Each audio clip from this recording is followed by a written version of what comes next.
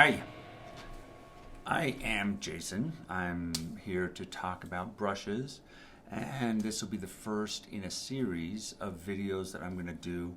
I think there's 9 of them about brush playing and what my concept is with brushes. And then I'm also working on another series. I think there's going to be 10 of those that will be lessons in like sticking patterns and a whole concept that I've developed over many years of teaching this kind of thing and combining a whole lot of technique exercises and what my concept is with that. So it's for any student for drumming of whatever age you are. Some of the stuff will be pretty advanced. However, what my whole idea about this is not to see how fast you can play and let's just see how much technique we can get out of this. It's more like, how can we use this to make music? So I've always considered myself a musician, or I've always wanted to be a musician that plays the drums, and so everything that I'm talking about may not necessarily be the most technically amazing thing you've ever heard, but hopefully the ideas will be stuff that you will use in your music and playing with your bands or making your own recordings or doing stuff that helps enhance the music that you're playing. Make sense? So about brushes, I have had a lot of experience playing with brushes and being recommended to play because of my brush playing. So that's good, I guess. I've always been told it's very original. So part of the background behind that is that a lot of my brush technique is pretty much self-taught. I'm not necessarily proud of that. I'm just saying that there was a gig that I started doing when I was like 18 years old, and it was this restaurant that literally was built around this huge Wurlitzer pipe organ. The restaurant was called the Organ Loft, and this was in Salt Lake City, Utah. And I later found out that my grandparents used to hang out there, and they would, and so it is old, and it was just this huge pipe organ that literally was the entire building. It went around, it had all these sounds and stuff, and several keyboards. It's like that big, huge thing at Radio City Music Hall. It looked like that, and then there was this little drum set next to it. And so there was some regular guy, I don't remember his name, I'd never met him, but he was their drummer, and I don't know, they started calling me to sub for him. And so when I did, I didn't know much jazz or anything at the time, and they said, we're going to be playing these standard tunes. And so to me, standard tunes meant, Sweet Child of Mine, stuff like that. So anyway, I had brushes with me, and because of the sound of that huge organ in this huge room where everybody was dancing, I wanted, I just tried to play quieter because I wanted to hear the organ and stuff more easily.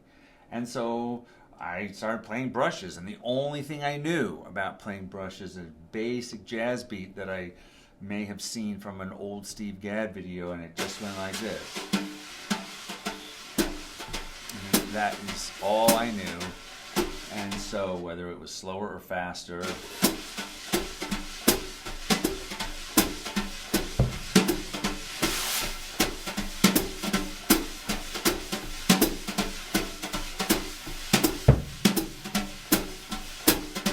that was it. However, the organists, there was different ones that would play on different nights, but they would all just say, oh, that sounds so great because it was quieter, and 2, I can hear myself. You're not overpowering everybody, but it just feels great. So they paid me. They kept calling me to come back, and so that's success, right? So I kind of invented my own way of getting the different sounds with brushes, and it's not those books on brushes with those diagrams and stuff never made a lot of sense to me, and so I figured out my own stuff, and I spent a lot of time practicing this. Well, so when I first moved to New York, I had a lesson with Michael Lauren, and he, part of it was on brushes, and I'm asking about it, and he just said, "That is great. I'm not going to change that. What you're doing is working great." Okay, so I had lessons with later on with Adam Nussbaum, and he said the same thing. "Oh yeah, that sounds great. I'm not messing with that."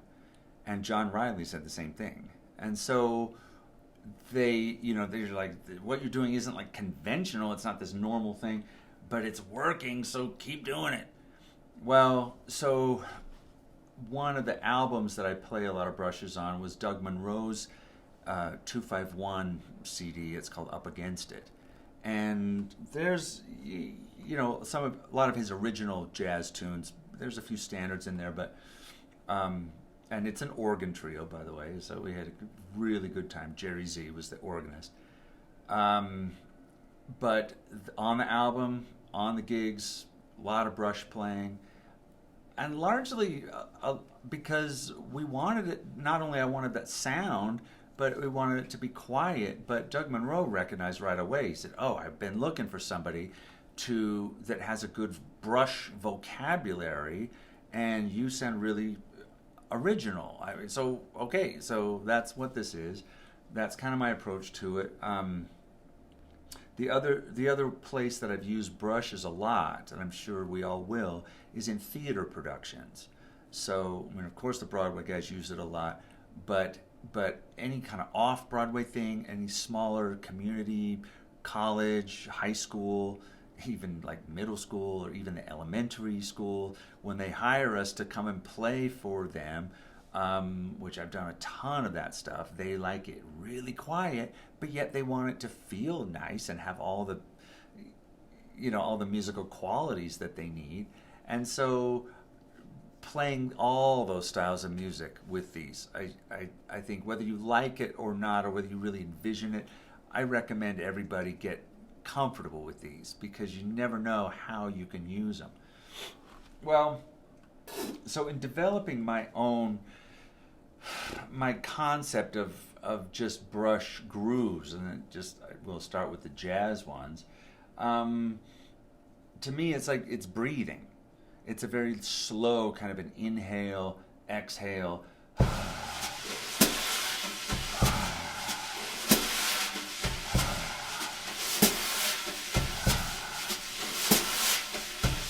That kind of thing. That is probably not so much. But even if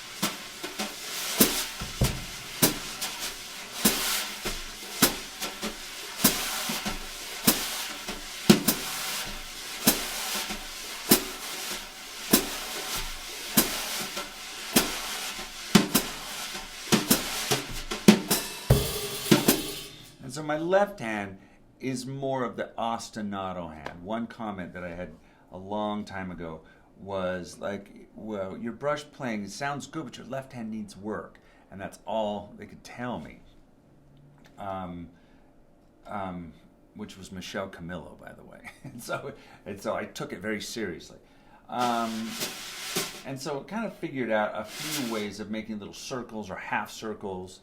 And again, how you do that is very personal, I think. But it's more like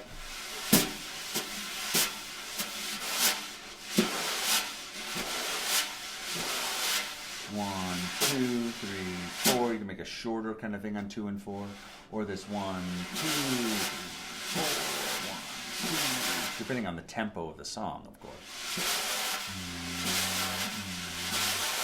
So it's just kind of like making this beat with your left hand, and then your right hand can be a little more free to play like melodic things, which is not always 1, 2, 3, 4, 1. If you just keep that going without changing it, it's okay, but that's going to get pretty redundant pretty fast, but still.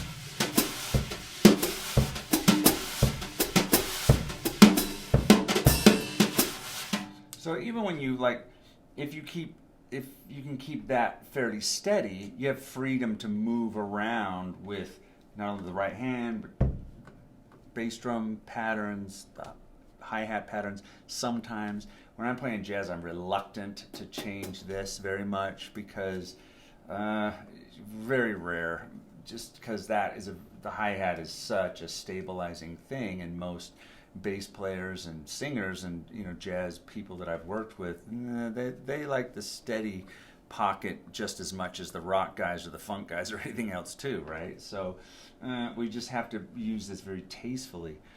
But another kind of a groove I find myself using a lot is this slow kind of halftime funk kind of feel.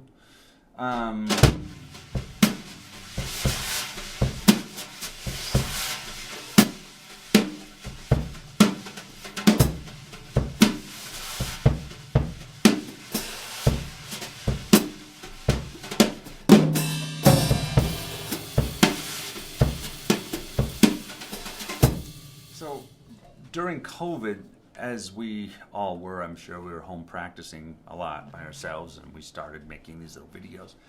And sort of randomly, one got posted on a Facebook. I think it was just that, and it wasn't anything prepared, and it was just kind of random, and it got posted with something else, and I mean, it totally changed my whole Facebook. Like, I'd never imagined I would get responses like that and that many views and that much stuff, and it was something like this. It was this kind of beat, and so this is kind of what led to me, and questions about making these videos, in addition to just other students asking about this. And so I figure I'll try this. But that's where the real breathing thing comes in to play here. And I think that is what translates to the other grooves and other things that we get with this. And to me, it's very therapeutic. It's very relaxing. And I've used this as my warm-up before gigs when I'm kind of nervous, because I always am. And instead of doing, some Vinny, practice pad warm-up thing, which is cool, of course, but with me, I don't so much, I need to chill, before the gigs. And so I'll be like,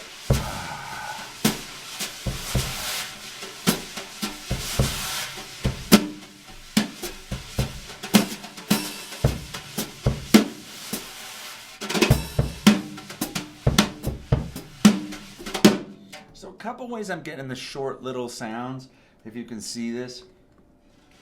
Long sounds, my hands are kind of overlapping, but they're going this way, which I think is a little different than what you maybe have learned before. Like 1, 3, 4, 1, 2, 3, 4, 3, 4, 3. So you got all kinds of different dynamic levels with this,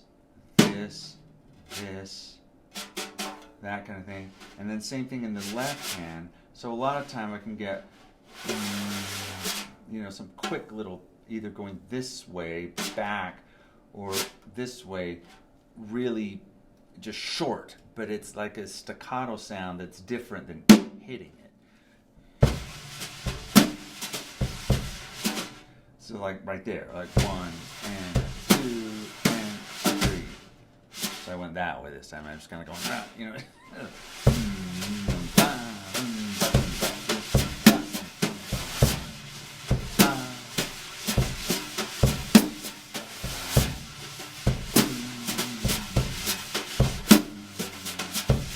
So to get those little 16th note things. So it's kind of, it could be either direction with the right hand, but it could be with the right hand too, but it's usually like up here. So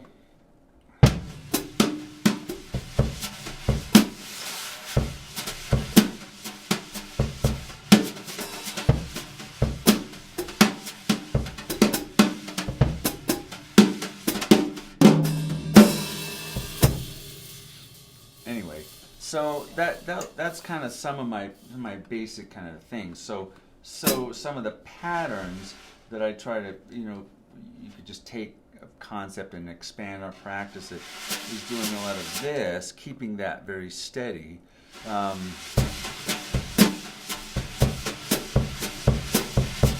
that's your basic motion.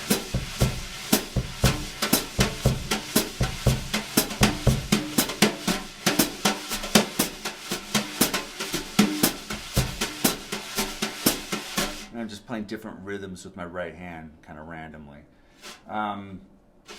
The other one is that 16th note, 1 E and 2 E and 3 E and 4 E and 1 E.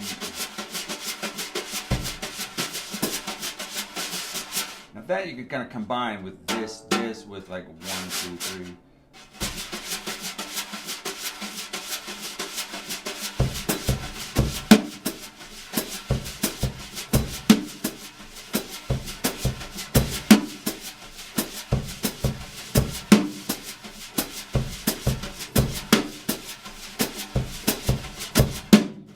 So when you get into playing the other jazz grooves,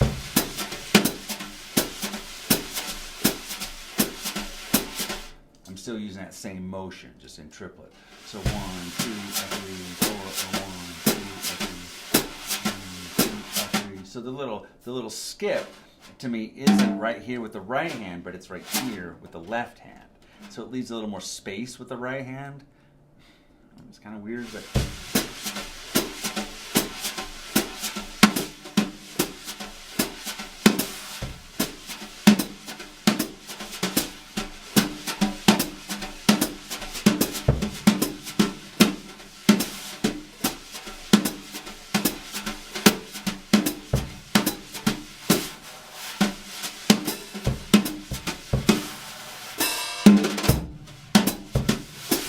then you can use the big breaths, bigger inhale, exhale, when, at the end of the phrase or whenever you need that. But the regular little skip is more of a left-hand groove, So I think that's a good starting place. What I do want to do with these videos, hopefully I don't want them to be more than like 10, 15 minutes. And so I think I have like 7 or 8 of these little segments that I will do, and I'll put them on Facebook, and I really appreciate you watching. So if you like this sort of thing, please put a like on this, or please tell your friends. And if not, we'll just keep it our little secret. And happy brush playing, and I hope this is helpful, and please feel free to of course leave the comments and questions and have some interaction, and you know where to find me. Thank you so much for watching, and we'll see you next time.